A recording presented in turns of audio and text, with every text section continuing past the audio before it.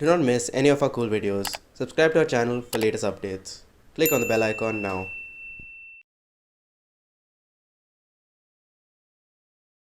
Hello and welcome. This is Moinak from KRSSG IIT Kharagpur.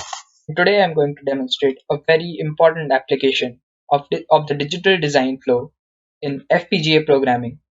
So we have you can check out our blogs on FPGA design, what are FPGAs, what is the internal structure, how are they programmed. You can look at all that in the blogs with the in the links below.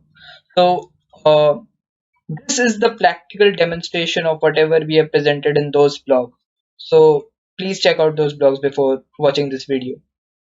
So we are going to program our FPGAs using the Vivado design suite, which is a FPGA programming platform developed by Xilinx, which is obviously one of the biggest manufacturers of FPGAs. Also, the target platform that we are going to use is the Digilent RTS750 development board, which is a maker and hobbyist friendly FPGA board. So you can get hold of that if you can. So the first thing that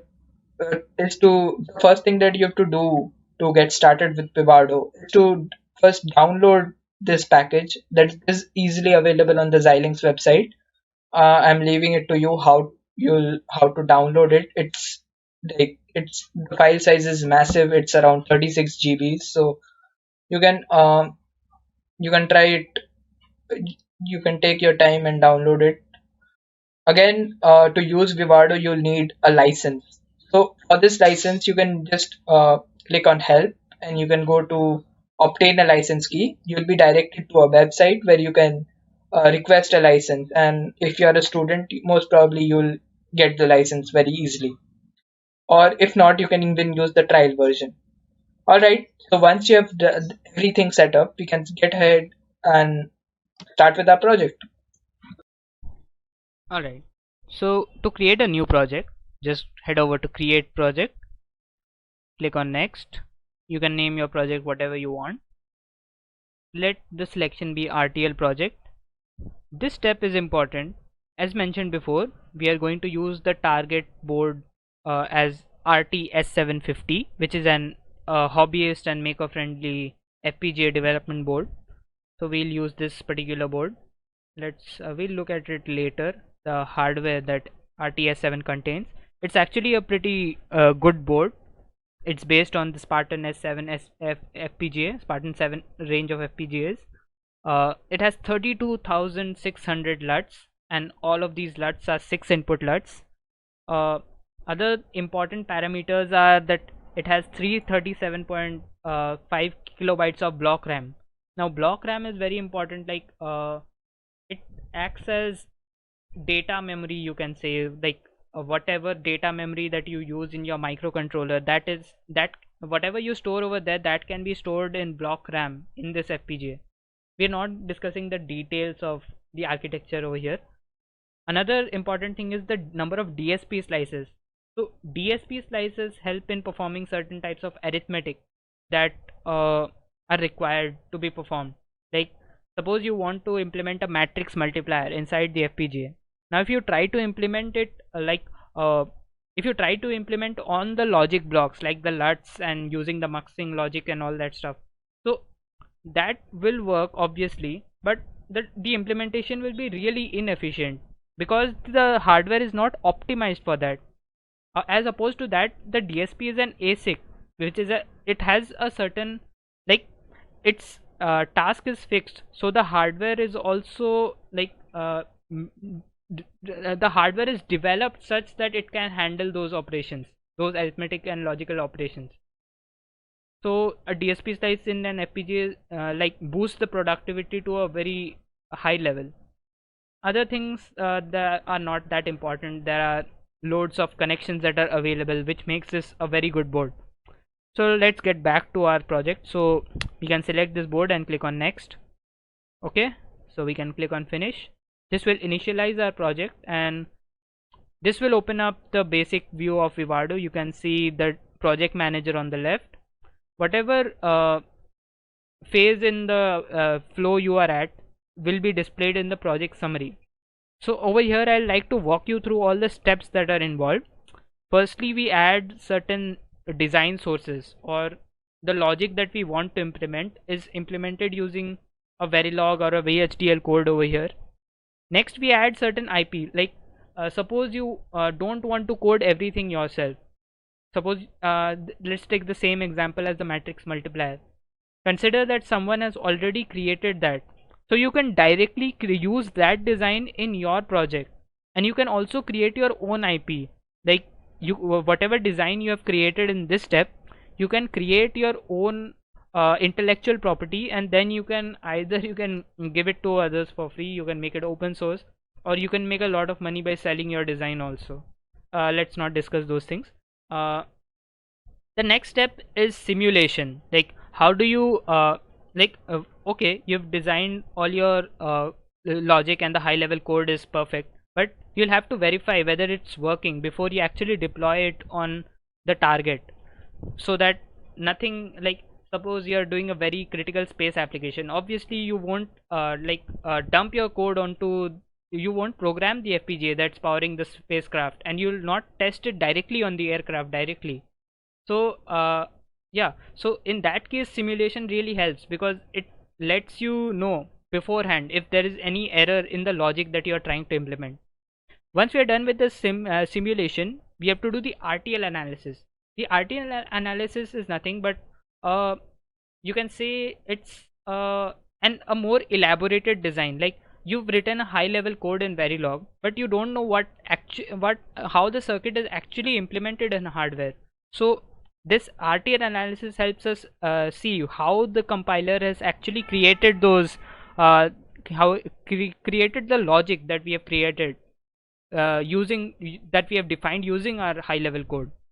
Again, the next step after this is synthesis, in which the logic, the logic blocks that the compiler has used, like multiplexers, registers, adders, subtractors, all these blocks that the compiler has used to create the circuit, this also has to be mapped onto the actual FPGA, like the logic blocks and the DSP slices and the BRAMs that are present on the FPGA fabric. So how do you connect all these through wires and interconnects, and how does this interface with the chip with the input output ports of the FPGA? So this is what is done in the synthesis phase. Once synthesis is done, the implementation of the design is done. Like how is the design after synthesis? Where do you place the uh, blocks that actually perform the logic that you are trying to implement? So this is what is done in the implementation phase, and finally in the program phase we generate a bit stream. The bit stream is nothing but a sequence of you can say control bits that are used to define the state of all the switch boxes inside the FPGA that are used to make or break the interconnects. So once that is done, our FPGA is set to be programmed. So, and after that, if you want to if you want to debug your application, like you want to check whether what you have deployed in the hardware is actually working or not, then you can use a debug probe. A debug probe is nothing but while the code is running on the actual FPGA, you can see how the signals are behaving, how uh, you can call it a hardware in the loop testing. You want to know how your design actually works in the field, then you do this debug. Alright, so now that you are familiar with the basic design flow, the first step in the design is to create a Verilog file. So for that we go to design, add sources. Now in the add sources, there are three types of sources that we can add. The first is the design source, or how we actually want to our logic to behave. That is defined using design sources.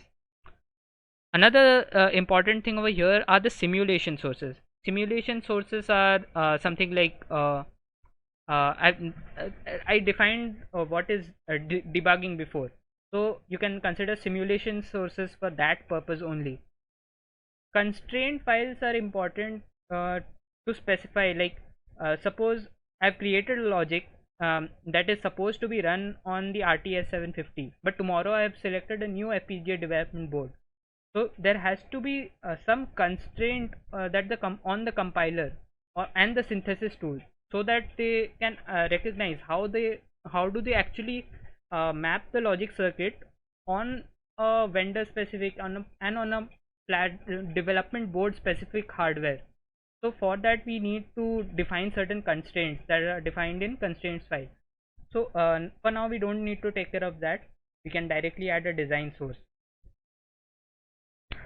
Alright, so now we'll be creating our first design source file.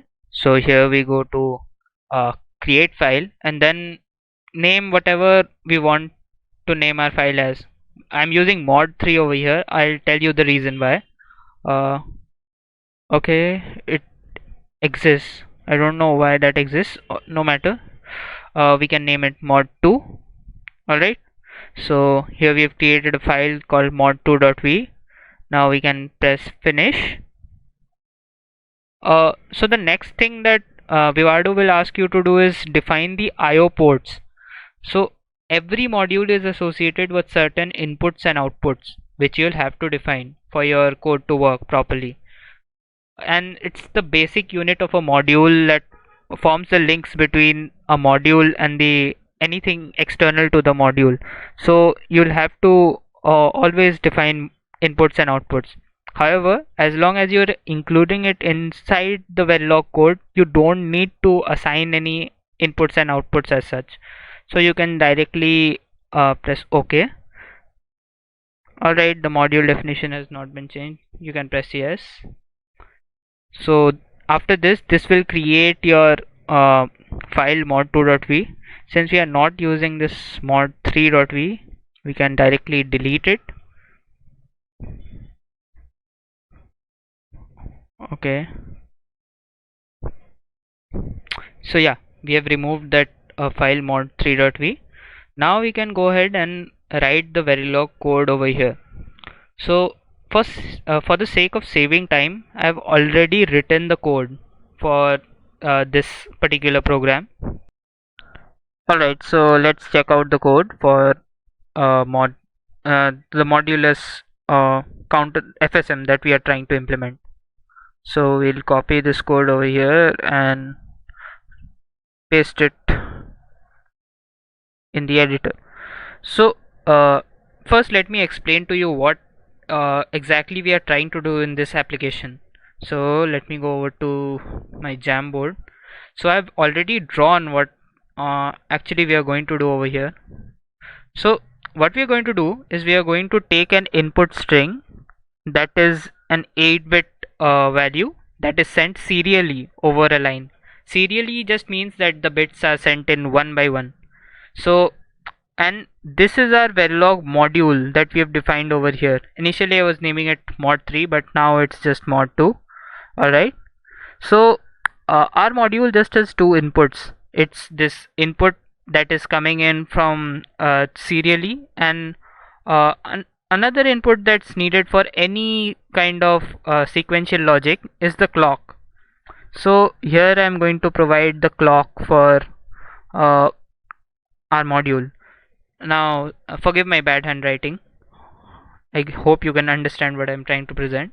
So yeah, so what we are trying to do over here is that after we receive each bit from the input sequence, we are trying to determine whether it is a multiple of 3 or not. How are we going to do that? If you were to write a C code for this, you would simply keep pushing all the bits into a buffer and be using the mod function. Like you write something like if a mod, if the buffer mod 3 is equal to 0, then you do something like. But here we can't do that because Verilog doesn't have a modulus operation, and even if it has, then to implement that on hardware is a completely different story. Like it will be highly inefficient and it will be very complicated to implement this modulus operator in Verilog. So what is the solution for this? A very easy solution to this problem is defining let me first define what the output is going to be. So uh, I'm I'm trying to detect whether the input sequence is a multiple of 3 or not at each stage. So at the first stage I check the first bit, that's 1. So I know that it is not a multiple of 3. So my first bit in the output is going to be 0 because 1 is not divisible by 3. Again, uh, when 2 bits enter, it's the number becomes 2 because it's the binary equivalent of 2. So in this case also 2 is not divisible by 3, so my output is 0. You can see for in the next clock cycle the value is 5, then 10. Finally when the input is 21, like over here after 5 bits, only then my output bit will become 1. So the output bit number 5 will become high or 1. Again, you can see for for the next 2 bits, the LSBs remain 0. So the number still remains still remains divisible by 3. So we have 42 and 84 over here. So both of these are divisible by 3. So my output bits number 5, 6 and 7 are also 1. Finally, when we have the entire number inside our module, like the entire 8-bit sequence, we find that the number represented is 169, which obviously is not a multiple of 3. Hence, the MSB of the output has to be 0. Alright, since you're now comfortable with what our module is actually doing, how do we go about implementing, like creating a solution for this? A very easy solution is like defining 3 states for this situation. You can define the 3 states as the number is a multiple of like if the number is a multiple of 3, then it remains in state 0. If it is not a multiple of 3, but it is a number in the form 3k plus 1. Alright, so it is a number in the form 3k plus 1, then it will remain in state 1. Similarly, if it is a number like 3k plus 2, then it will remain in state 2. So initially initially when we don't send any input to our module, then the input sequence can be initialized to 0. So let's say that the initial state is 0. Like we start from a case when the number 0 is obviously divisible by 3, so it's a multiple of, so we can place that in state 0. Now there are two situations over here. Either the bit that is coming in can be 1 or 0. Suppose we are currently the number that is in the buffer is a multiple of 3, and the bit that is coming in is 0. What happens then is that this particular number that we have over here is first multiplied by 2. So whatever number we have over here, like 3k plus 1, 3k plus 2 and 3k, all these are multiplied by 2, and based on what is coming at the LSB, 1 or 0 is added to the result.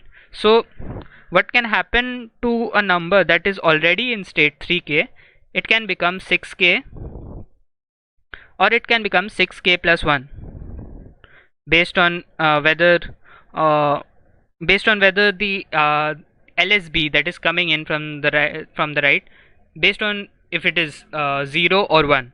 So what happens over here is, if the number is multiplied by 2 and 0 is added to it, you can clearly see that this number 6k still remains a multiple of 3.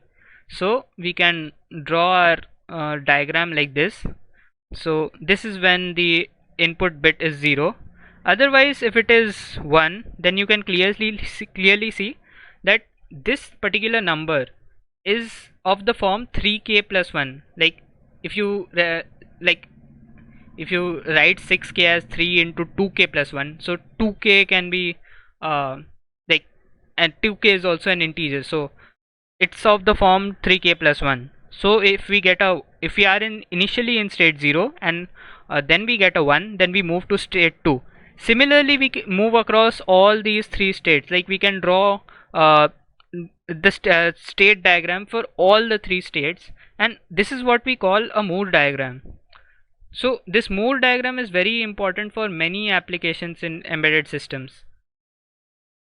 For running the simulation, what we'll do is we'll just go ahead over to the simulation tab and press on run simulation. Now you can clearly understand that we have just written our Verilog code and it has to be mapped to the hardware, but at this stage it is just a behavioral kind of circuit that performs what you've instructed it to do. Like you've written some code in the FSM for it to perform, but this is not necessarily mapped to AND gates and OR gates on the programmable logic. So that is why we call this just a behavioral simulation and not a structural simulation. Alright, so it asks us to save the project. We'll do that. Mind you, this also takes a lot of time, since I've already mentioned that Vivado is a resource hungry. Here is the result of the simulation that we have obtained in Vivado. So here you can see our input that we have used. This represents the binary, the hexadecimal number A9, which, as you can see over here, the input that we have taken to our module as A9, since this is 10 and this is 9, so it's A9, and the output that we are supposed to be getting is 0 and followed by E, since this is binary number 14, so that's E in hexadecimal. Alright, so yeah, so we go back to Vivado. Something interesting we have to note over here is the final output that we are getting. So you can clearly see that the input that we have provided is A9, and as expected we are getting the output as OE. Another important thing we should note over here is the output at each stage. So you can see that at the first positive edge or the first clock cycle, like all the outputs are all the output except for the MSB is are undefined, because that is the only bit that we have set until now. Like, since the number 2 that was the first bit in the since the number 1, which was the first bit in the sequence, was not divisible by 3, that is why this bit is 0. Similarly, you can find the results for the other cases also. So suppose I go over here, you can see that the output remains 0 for the first 4 clock cycles, then for the next 3 clock cycles it's 1, and finally it's 0. It is similar to what is observed in the dry run also. Over here also it's like the 4 inputs are 0, 4 outputs are 0, then 3 times 1, finally a 0. So we can say that whatever simulation we have performed is plausible. Now that we have done the simulation, we are ready to do our synthesis. So the next step after the simulation is to do a synthesis. Synthesis basically means taking your whatever circuit that you have simulated, you take that and you design the like you map it onto the actual hardware that is present on the FPGA. So how that happens, let me show you the elaborated design for that. The elaborated design is nothing but a logical a logical elaboration of whatever circuit that you like made the module to be. So I'll show you what actually happens in the hardware. Alright, so this is how a basic like elaboration looks like. So when you expand this mod 3 module, you can see the block diagram representation of how this has been mapped onto the actual hardware. Alright, so I hope you can see this. So these are the muxes that define the whether when the output will be switched. If you remember correctly, in our code we have defined an FSM. So in the FSM we had several conditions, right? Like yeah, over here we have several conditions like if, else, if, and all this stuff. Even these conditional statements are actually, like, logically these are also if else statements. So an if else statement is modeled in the hardware as actual muxes, so, or multiplexers. So where's my schematic? Yeah, so you can see how it has been actually mapped to the mapped to my actual hardware. You can see the clock signal that is going to the clock input of each and every sequential block in this circuit. You can see that for all the registers over here. This is my output registers. You can see the clock over here. So this sequence of muxes or the multiplexing logic is actually implementing the FSM that we have created in code. So this is what like helps you acknowledge the benefits that Verilog offers. You don't have to do all this heavy lifting and uh, designing the circuit from scratch. You can let the compiler do that for you, and you can just concentrate on your high level code. So once we have seen the schematic, now what we can do is run the synthesis. What the synthesis step does is that it takes your whatever digital circuit that we have implemented and maps it onto the actual like the actual logic LUTs and the wires that are present as that connect different blocks inside the FPGA. So let's see that. Alright, so you can see that the synthesis is taking a lot of time, and it can take up to 1 minute, so we'll wait until then. So until now what all we have done is that we have added a source in which we have created our Verilog design that we want to implement. In our case, we implemented this FSM for this for checking whether a number is divisible by 3 or not. So after that we ran a simulation for that, which helped us obtain like the waveforms, like how the circuit is behaving when a certain input is given to that. So once we have done that, we can then look at the synthesis, which is the actual mapping of the logic onto the FPGA fabric. Okay, so we can see that our design is ready. We can go ahead and look at it. Yes, we'll want the elaborated design to close. Also, again, this is a very process hungry task, so it will take some time. Alright, so this is something which will not be familiar to most of my viewers over here. So this is how an FPGA looks internally. You can check out our blogs where we have shown you how the FPGA structure looks internally. Like this is a more detailed diagram of how it looks. So here you can see all the logic slices that are present inside the FPGA, and other things that are important in this diagram are you can see various regions marked x0, y0, x1, y0. These are nothing but the clock sources that are used in different parts of the FPGA.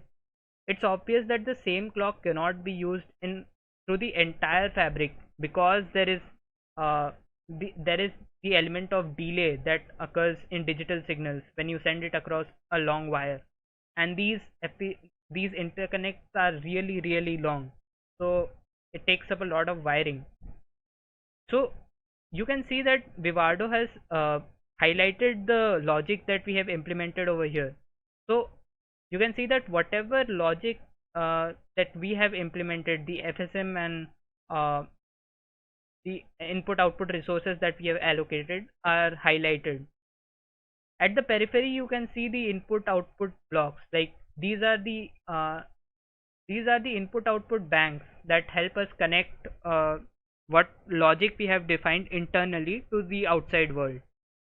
So if you remember, our module had two inputs and one output, which are serial in nature. So effectively we'll just be connecting two inputs from one side, and we'll just connect another pin as an output. So this is how the design looks internally. Something more interesting you can see over here is that here you can find the RAM blocks that are present in the FPGA. Here you can find the DSP slices that I talked about earlier. Alright, so once we are happy with our synthesized design, we are we are fine with the uh, placement of our logic in the synthesis report. We can then close this, and since we have already run the implementation, we don't need to do that again. We can generate the bit stream which we talked about earlier, which is actually used to program our FPGA. Alright folks, so I guess that's it for this time. Here what we discussed in this video was how the design flow actually works in FPGA programming. We discussed how we have to code our application in Verilog and add it as a design source. After that we simulated whatever design we had created, and finally we run the synthesis to map whatever logic we created onto the actual hardware. In the next few videos we'll discuss how do we actually program our board, which is the RTS750, by generating the bit stream and programming the FPGA. So till then, stay safe, stay home, and stay creative. Goodbye.